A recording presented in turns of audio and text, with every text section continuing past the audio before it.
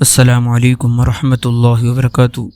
دوستو اور عزیز ساتھیوں، اس ویڈیو میں ہم بات کرنے والے ہیں کیا فرماتے علماء دین مفتیان اکرام کہ تبلیغی جماعت کے مقررین کا کہنا ہے کہ جماعت میں نکلنے کے بعد ایک نماز کا ثواب 7 لاکھ نمازوں کے برابر ہوتا ہے۔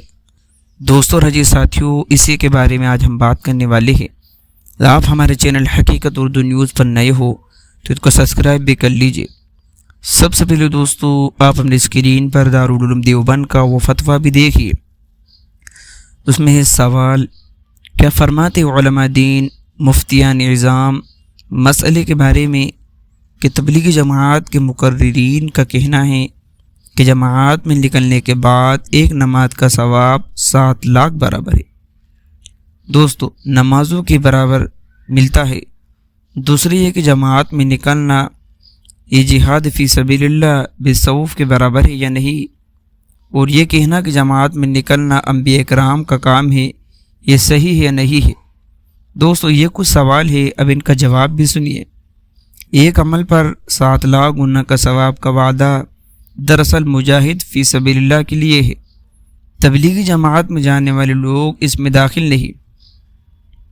باقی اگر اللہ تعالیٰ اپنے فضل سے عطا فرما دے تو کوئی بعید نہیں ہے۔ وہ جماعت کا جو کام کرتی ہے وہ انبیاء علیہ السلام کے کیے ہوئے کاموں میں سے ایک ہے۔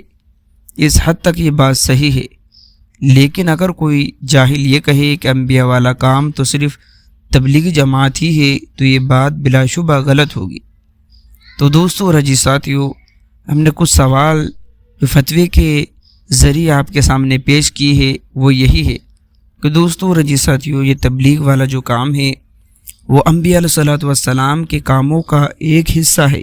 یعنی دوستو، یہ بھی بہت بڑی بات ہے کہ تبلیغی جماعت کا کام یہ انبیاء علیہ السلام والا کام ہے۔ دوستو، اس فتوے کے اندر ایک بات یہ بھی کہی گئی ہے کہ صرف تبلیغی جماعت کو ہی انبیاء علیہ السلام کا کام کہنا یہ درست نہیں ہے، بلکہ دوستو یہ کام انبیاء علیہ السلام والا کام ہے، یہ کہنا درست ہے۔ آپ لوگوں کی کیا رائے ہے ہمیں کمنٹ کر کے ضرور بتائیے۔ ملتے ہیں نیکسٹ ویڈیو میں۔ السلام علیکم۔